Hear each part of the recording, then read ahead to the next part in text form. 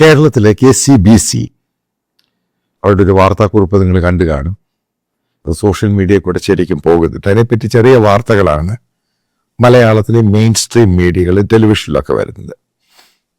പക്ഷെ അതിൻ്റെ റിയാലിറ്റി എന്ന് പറയുന്നത് ഡെലിബറേറ്റ് അതിന് ഡൗൺ പ്ലേ ചെയ്തതാണ് സംഭവം. പക്ഷെ സംഭവം ഇവരുദ്ദേശിക്കുന്ന പോലെ അല്ല എന്നുള്ളത് പല കോൺഗ്രസ് നേതാക്കളുമായിട്ട് ടെലിഫോണിൽ സംസാരിച്ചപ്പോൾ പിടികിട്ടി. കാരണം വല്ലാത്ത പ്രഷറാണ് കോൺഗ്രസിനകത്ത് ഉണ്ടായേക്കുന്നത്. ഏത് രീതിയിൽ മുന്നോട്ട് പോകണം. കാരണം പഞ്ചായത്ത് ഇലക്ഷൻ വരാൻ പോകുന്നു. ഒരു വർഷം കഴിഞ്ഞിട്ട് കേരളത്തിലെ നിയമസഭാ ഇലക്ഷനാണ് 2026. അത് മനസ്സിലാക്കേണ്ട പ്രധാനപ്പെട്ടത് കേരളത്തിന്റെ ഇലക്ഷൻ പാറ്റേണിന്റെ പോളറൈസേഷൻ. കാരണം UDFനകത്ത് ഉള്ളൊരു പോളറൈസേഷൻ എന്ന് പറഞ്ഞാൽ മുസ്ലിം ലീഗും മുസ്ലിംസും ക്രിസ്ത്യൻസും.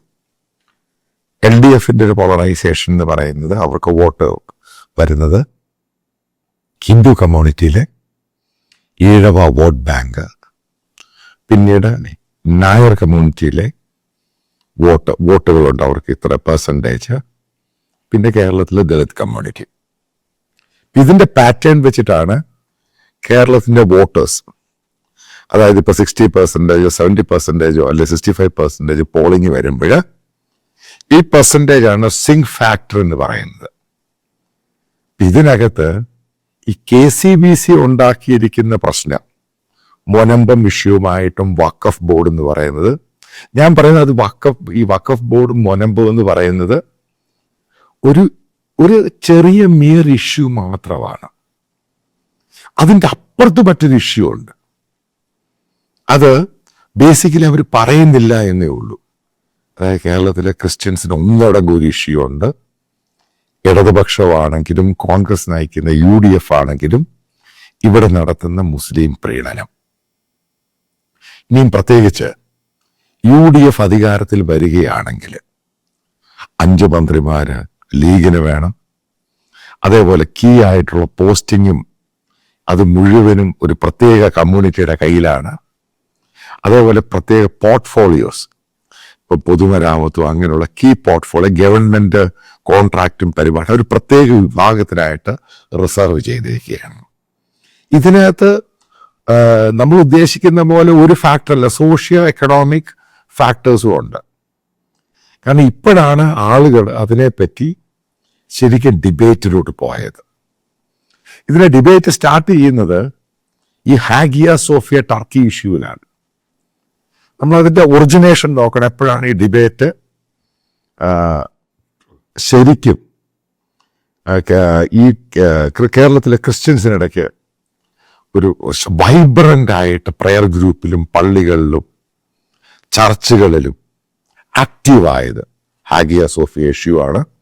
അത് മുസ്ലിം ലീഗിൻ്റെ കേരളത്തിൻ്റെ പ്രസിഡന്റ് സാദിഖ് അലി ശിഹാബ് തങ്ങൾ ചന്ദ്രികയിൽ എഴുതിയ ആർട്ടിക്കിൾ. അവർ തന്നെ പിന്നെ ആർട്ടിക്കിൾ ചന്ദ്രികയിൽ നിന്ന് മാറ്റിയ, പക്ഷെ ഇത് സോഷ്യൽ മീഡിയയിൽ കറങ്ങി നടക്കുകയാണ്. അവിടുന്നാണ് കേരളത്തിലെ ക്രൈസ്തവ കമ്മ്യൂണിറ്റി അതിനകത്തൊരു ഡിബേറ്റ് സ്റ്റാർട്ട് ചെയ്തു ശരിക്കും. പിന്നീട് കുറച്ച് ഇഷ്യൂ ഒക്കെ കഴിയുന്നു. ഈ ഹമാസ് ഇസ്രായേൽ വാർ വരുമ്പോൾ ഇതങ്ങ് ഇത് ബോംബ് പൊട്ടുന്ന പോലെ ആയി മാറി. കോൺഗ്രസ് ഒരു ഭാഗത്ത് ഹമാസിനെയും ലീഗിനെയും അവരെ മതതീവ്രവാദികൾക്ക് സപ്പോർട്ടായിട്ട് പോകുന്നു. ഇപ്പുറത്ത് സ്വരാജിന്റെ ആൾക്കാരും CPM-കാരും സപ്പോർട്ടായിട്ട് പോകുന്നു. അതിനിടയ്ക്കൂടെ മൊനമ്പ ഇഷ്യൂ കയറി വരുന്നു. ഇതാണ് ഈ സംഭവം ഉണ്ടായത്. ഒരു ഇഷ്യൂവിന് വേണ്ടി നോക്കിയിരിക്കുകയാണ്. അതിനിടയ്ക്ക് കേരളത്തിലെ മെത്രാന്മാർ ഇവരെ കാണാൻ പോകുന്നു. അവിടെ മലങ്കര മെത്രാൻ ക്ലീമീസ കാണാൻ പോകുന്നു, അവര് കാണാൻ പോകുന്നു. ഇതോടുകൂടി സംഭവത്തിന്റെ പെട്ടെന്ന് ആ ബിഹേവിയറൽ ചേഞ്ച് അത് കൃത്യമായി. ഇവിടെയാണ് ഈ സംഭവം വിസിബിൾ ആയിട്ട് ക്രിസ്ത്യൻ കമ്മ്യൂണിറ്റി നമ്മൾ മനസ്സിലാക്കേണ്ടതാണ്. അതിനകത്ത് ഒരു സഭാ വ്യത്യാസവും ഇല്ലാതായി. അപ്പൊ അതിനിടയ്ക്ക് ഇവര് പറയാൻ ഉപയോഗിച്ച സംഭവങ്ങളാണ് മണിപ്പൂര്, നോർത്ത് ഇന്ത്യയിൽ ക്രിസ്ത്യാനികളെ ആക്രമിക്കുന്നു, അത് ഇത് വാട കോട സംഭവങ്ങളൊക്കെ. അതൊന്നും ഈ കാര്യമായിട്ട് എറിച്ചില്ല. ഇതാണ് അതിൻ്റെ പ്രധാനപ്പെട്ട പോയിന്റ്.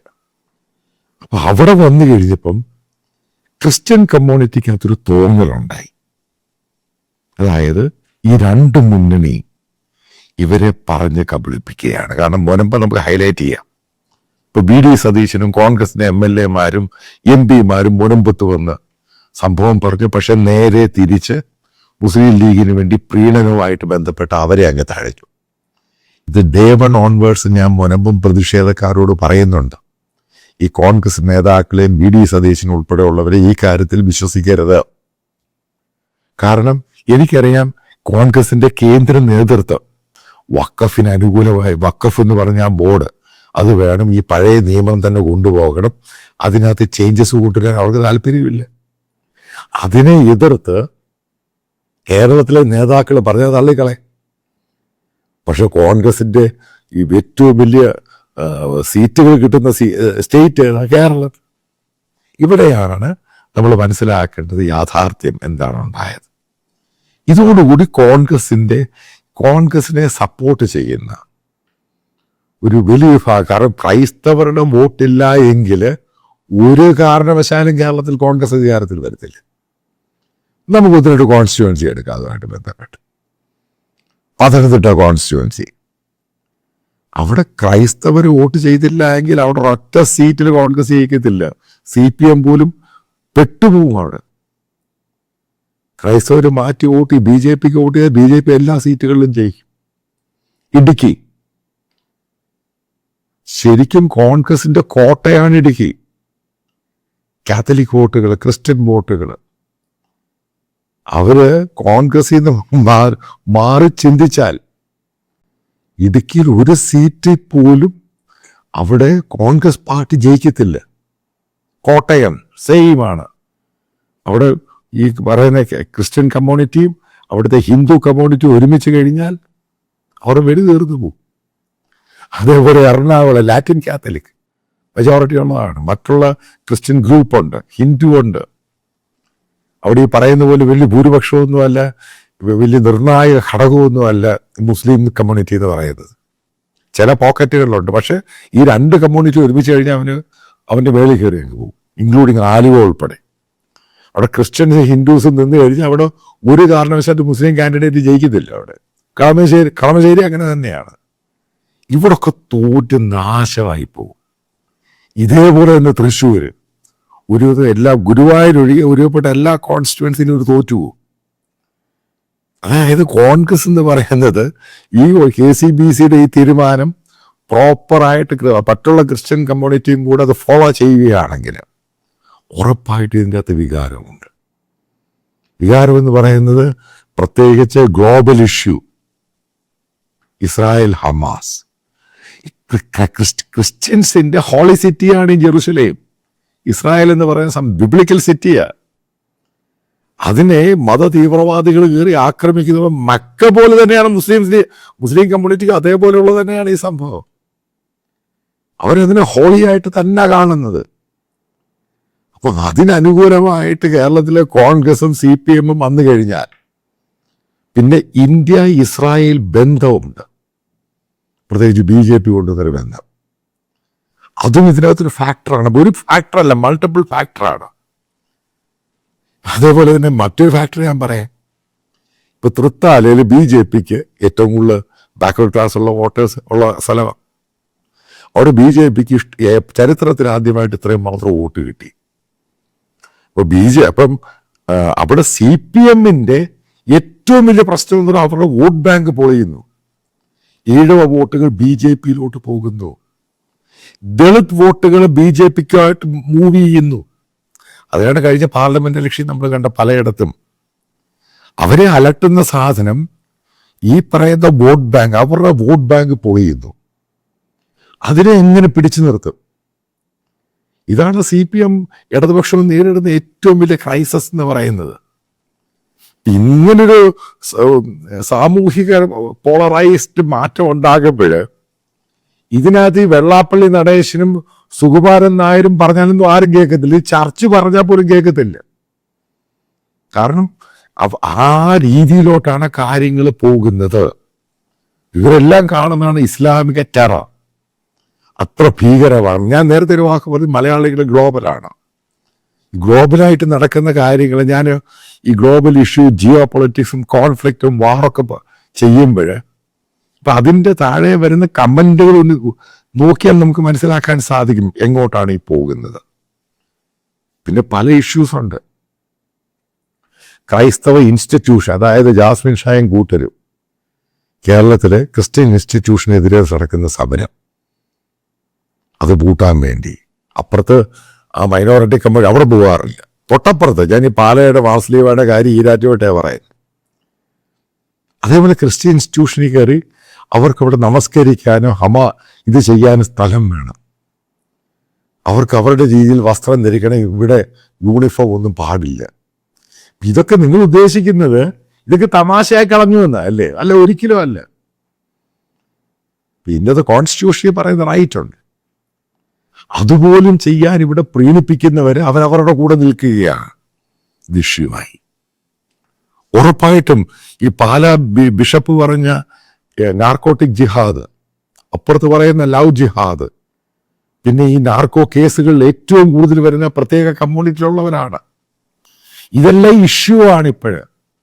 കാരണം ഈ കമ്മ്യൂണിറ്റി ഡെലിബറേറ്റ് ആയിട്ട് ഇവിടുത്തെ മെജോറിറ്റി കമ്മ്യൂണിറ്റി മറ്റൊരു മൈനോറിറ്റി കമ്മ്യൂണിറ്റി ക്രിസ്ത്യൻസിനെ തകർക്കാൻ ശ്രമിക്കുന്നു. അതിന് ഇവിടുത്തെ രാഷ്ട്രീയക്കാർ കുട പിടിക്കുന്നു. ഇഷ്യൂ ആയത്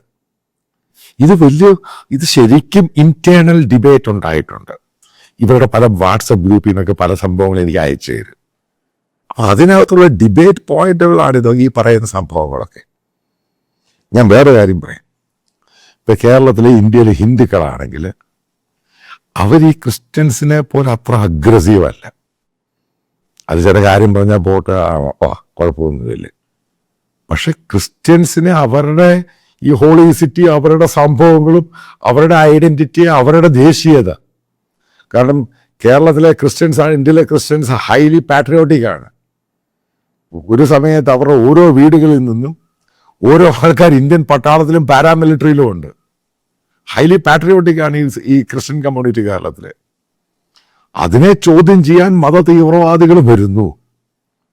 അതിനെ ഒരു കാരണവശാലും അവർ കോംപ്രമൈസ് ചെയ്തില്ല. ഇവിടെയാണ് ബേസിക്കലി കേരളത്തിന്റെ പൊളിറ്റിക്സ് മുഴുവനും തിരിഞ്ഞും മറിഞ്ഞും തിരിഞ്ഞും ഈ പറയുന്ന ഇടതുപക്ഷമാണെങ്കിലും അപ്പുറത്തെ കോൺഗ്രസ് UDF ആണെങ്കിലും ഇവരുടെയൊക്കെ സ്ഥിതി വളരെ കഷ്ടമാണ്. കാരണം വരാൻ 1.5 വർഷത്തിൽ നിങ്ങൾ കണ്ടോണം, ഇതിനൊരു എക്സാക്റ്റ് ആയിട്ട് കോൺഗ്രസിനകത്തൊരു സൊല്യൂഷൻ ഉണ്ടായില്ല. കോൺഗ്രസ് പാർട്ടി എന്ന് പറയുന്നത്, ഞാൻ പറയാം, ഈ തമിഴ്നാട്ടിലെ കോൺഗ്രസ് പാർട്ടിയുടെ സ്ഥിതി അറിയാമല്ലോ എങ്ങനെയാണെന്ന്. അതേപോലെ ആയിപ്പോകും. ഇവിടെ അമേർജിംഗ് ആയിട്ട് BJP കയറി വരും. പ്രത്യേകിച്ച് അവരുടെ പുതിയ leader, new generation leader, technocrat, business man, അങ്ങനെയുള്ള സംഭവങ്ങൾ, പുതിയ ക്വാളിറ്റി, പുതിയ ഹോപ്പ്, പുതിയ പ്രതീക്ഷ. ഇങ്ങനൊക്കെ കയറി ക്ലബ് ചെയ്ത് കഴിയുമ്പോൾ കേരള രാഷ്ട്രീയത്തിൽ നമ്മൾ ഉദ്ദേശിക്കുന്ന സംഭവങ്ങളല്ല പുതിയ തലത്തിലോട്ട് പോകും. അതോടുകൂടി ഈ പറയുന്ന ട്രഡീഷണൽ ആയിട്ടുള്ള CPM നയിക്കുന്ന ആ പാർട്ടി, ഇടതുപക്ഷവും കോൺഗ്രസ് നയിക്കുന്ന UDFനും എന്നേക്കുമായിട്ട് കേരളത്തിലെ ക്രൈസ്തവർ തന്നെ അന്ത്യകൂദാശ കൊടുക്കും. അതാണ് ഇനി വരാനുള്ള ദിവസങ്ങൾ നമ്മൾ കാണാൻ പോകുന്നത്. നിങ്ങൾക്കറിയാം, കഴിഞ്ഞ 2 ആഴ്ച കൊണ്ട് ഞാൻ നിങ്ങളോടൊരു കോൺട്രിബ്യൂഷൻ വേണമെന്ന് അഭ്യർത്ഥിക്കുകയാണ്. അതിൻ്റെ വീഡിയോ റൺ ചെയ്തു ഈ വീഡിയോയുടെ അവസാനം. അപ്പം അതിനകത്ത് ചില പ്രശ്നങ്ങളുണ്ടായി. കാരണം ബാങ്കുകളുടെ ചില ലിമിറ്റ്, അതേപോലെ GPay, Google Pay, UPIയുടെ ചില ലിമിറ്റ്. അപ്പം അതൊക്കെ റെക്ടിഫൈ ചെയ്തിട്ട് പുതിയ അക്കൗണ്ടും ഡീറ്റെയിൽസും അതേപോലെയുള്ള റെസ്ട്രിക്ഷൻസും ഉണ്ടാവുകയില്ല. വിദേശത്തുള്ളവർക്ക് കറണ്ട് അക്കൗണ്ടിൽ അയക്കാനുള്ള ബുദ്ധിമുട്ട് അത് മാറ്റിയിട്ട് പേഴ്സണൽ അക്കൗണ്ട് വേണ്ടി തരുന്നുണ്ട്. കൃത്യമായിട്ടൊരു കാര്യം പറയാം, ഓരോ രൂപയ്ക്കും അക്കൗണ്ടബിൾ ആണ് ഞാൻ ജനങ്ങളുടെ കയ്യിൽ നിന്നാണ് ഈ പണം സ്വരൂപിക്കുന്നത്. അജണ്ട ഒറ്റ സംഭവമേ ഉള്ളൂ. കേരളത്തിൽ ഇന്ന് നടന്നുകൊണ്ടിരിക്കുന്ന മീഡിയ സംസ്കാരം, അതായത് ഒരു പ്രത്യേക വിഭാഗത്തിന് വേണ്ടി മത തീവ്രവാദ വിഭാഗക്കാർക്ക് വേണ്ടി ഇവിടുത്തെ ചാനലുകളും മീഡിയയും അവർ ഗെയിം കളിക്കുകയാണ്. നമ്മൾ മനോരമയുടെ കേസെടുത്ത് നോക്കുക. എന്താണ് ഇത് സംഭവിച്ചത്? മനോരമയിൽ നിന്നും ഒരിക്കലും എക്സ്പെക്ട് ചെയ്യാത്ത രീതിയിലാണ് സംഭവം ഉണ്ടായത്. അപ്പം നമുക്കിത് പൊളിച്ചേ മതിയാവത്തുള്ളൂ. ഇപ്പോൾ എൻ്റെ കൂടെ സഹകരിക്കുക എന്നുള്ളത് മാൻഡേറ്ററി അല്ല. നിങ്ങൾക്ക് ഇഷ്ടമുള്ള രീതിയിൽ സഹായം 1 രൂപയാണെങ്കിലും അത് ബോണ്ടേജ് ആയിരിക്കും. ഇതുമായിട്ട് ബന്ധപ്പെട്ട് ഞാൻ വരാൻ പോകുന്ന സമയത്ത് ഇതൊരു 24 hours ന്യൂസ് ചാനലായിരിക്കും. നാഷണൽ പൊളിറ്റിക്സ്, നാഷണൽ ഇഷ്യൂസ്, അതേപോലെ തന്നെ കേരളത്തിന്റെ റീജിയണൽ കാര്യങ്ങൾ, ഇന്ത്യയുടെ ഓരോ ഭാഗത്തെയും കാര്യങ്ങൾ, ഇന്റർനാഷണൽ ജിയോ പൊളിറ്റിക്സ്. ഇപ്പം നല്ല കുറച്ച് ആൾക്കാരെ ഞാൻ സെലക്ട് ചെയ്തിട്ടുണ്ട്. അവരൊക്കെ എൻ്റെ കൂടെ ജോയിൻ ചെയ്യാൻ തയ്യാറാണ്. അപ്പോൾ അതുമായിട്ട് ബന്ധപ്പെട്ടാണ് എനിക്ക് ഇങ്ങനെ ഒരു ഫിനാൻഷ്യൽ സപ്പോർട്ട്, ക്രൗഡ് ഫണ്ടിങ്. ഒരു സ്പോൺസറും ഇല്ല, ഒരു അഡ്വർടൈസേഴ്സും ഇല്ല, ജനങ്ങളാണ് ഫണ്ട് ചെയ്യുന്നത്. ഉറപ്പായിട്ടും ഇത് കുറച്ച് കഴിയുമ്പോൾ ഇത് വലിയൊരു സംഭവം ഇന്ത്യയിലായിട്ട് മാറും. നിങ്ങൾക്ക് എൻ്റെ എക്സ്പീരിയൻസ് അറിയാം, 10-30 വർഷം ഈ ഫീൽഡിലുള്ള എക്സ്പീരിയൻസ് ആണ്. അപ്പം നല്ല ആൾക്കാർ, നല്ല ടാലൻറ്റഡ് ആയിട്ടുള്ള ആൾക്കാർ, ദേശീയതയുള്ള ആൾക്കാർ ജോയിൻ ചെയ്യാൻ തയ്യാറാണ്, മൾട്ടിപ്പിൾ ലാംഗ്വേജിൽ. അതായത് നമ്മൾ മനസ്സിലാക്കുക, വരാൻ പോകുന്ന ദിവസങ്ങളിൽ കേരളത്തിൽ ഈ കാണിക്കുന്ന മീഡിയ സംസ്കാരത്തെ നമ്മൾ പൊളിച്ചടുക്കും ഇതിനെ തോലച്ചയാളായി. അപ്പം നിങ്ങൾ സഹകരിക്കുക. നല്ല ആൾക്കാരുണ്ടെങ്കിൽ തന്നെ, അതായത് ഡെഡിക്കേറ്റഡ് ആയിട്ടുള്ള ആൾക്കാർ, എൻ്റെ കൂടെ സർവീസ് ചെയ്യാൻ താല്പര്യമുള്ളവർക്ക്, ജോലി ചെയ്യാൻ താല്പര്യമുള്ളവർക്കും എന്നെ വിവരം അറിയിച്ചാൽ ഞാൻ നിങ്ങളെ ട്രെയിൻ ചെയ്തെടുക്കുന്നതായിരിക്കും. അതായത് ഡെഡിക്കേറ്റഡ് ആയിരിക്കണം, ഇത് പഠിക്കണം, മനസ്സിലാക്കണം, എങ്ങനെ ചെയ്യണം. അതായത് ബന്ധപ്പെട്ട ചില കാര്യങ്ങൾ പറയാം, 1-2 കാര്യങ്ങൾ പറയാം. ഇപ്പം നല്ലൊരു റിപ്പോർട്ടിംഗ് ഉണ്ടായി, ഒരു സംഭവത്ത് പോയി റിപ്പോർട്ട് ചെയ്യണം. അതിനുവേണ്ടി ഒരാളെ പറഞ്ഞു വിടുക, ഗ്രൗണ്ടിൽ റിപ്പോർട്ട് ചെയ്യുക, ഇതിനൊക്കെ എക്സ്പെൻസ് ഉണ്ട്. നല്ല റിസർച്ച് ടീം ഉണ്ടാകണം. അപ്പം ഇതിന് പറ്റിയ പഴയ പോലെ ചാനൽ ഇൻഫ്രാസ്ട്രക്ചറിന്റെ ആവശ്യമൊന്നുമില്ല. ഇതെങ്ങനെയാണ് എക്സിക്യൂട്ട് ചെയ്തതിന് നല്ല ആൾക്കാരെ എടുക്കണം, നല്ല ടാലൻസിന് പണം കൊടുക്കണം. അതൊരിക്കലും ഫ്രീ ആയിരിക്കത്തില്ല. മോശമായ ടാലൻസിന് അത്രയും പണം കൊടുത്താൽ മതി. നല്ല ടാലൻസിന് പണം കൊടുത്തേ മതിയാവത്തുള്ളൂ. അതാണ് ഇതിൻ്റെ ബേസിക് ഇഷ്യൂ എന്ന് പറയുന്നത്. അപ്പം അങ്ങനെയുള്ളവരെ എടുക്കുക. എനിക്കറിയാവുന്ന പല ടീമംഗങ്ങളുണ്ട് എൻ്റെ കൂടെ, തെഹൽക്കയിലും മറ്റു പല ചാനലുകളിലൊക്കെ വർക്ക് ചെയ്ത് ഹൈലി ടാലൻറ്റഡ് ആയിട്ടുള്ള ആൾക്കാരുണ്ട്. അപ്പം അവരെയൊക്കെ ഒത്തൊരുമിപ്പിച്ച് ഇതിന് ഒരു പല മൾട്ടിപ്പിൾ ലാംഗ്വേജിൽ കൂടെ ഇത് പോകുമ്പോൾ മാത്രമേ ഇതിൻ്റെ ഒബ്ജക്റ്റീവ് എന്തുവാന്ന് നമുക്ക് മനസ്സിലാവത്തുള്ളൂ. അപ്പോൾ സഹകരിക്കുന്നതിന് വളരെ നന്ദി. ഫർദർ നിങ്ങളുടെ എല്ലാ സഹകരണം ഇതിൻ്റെ കൂടെ ഉണ്ടാകുമെന്ന് പൂർണ്ണമായിട്ടും വളരെ സ്നേഹത്തോടു കൂടെ പ്രതീക്ഷിക്കുന്നു.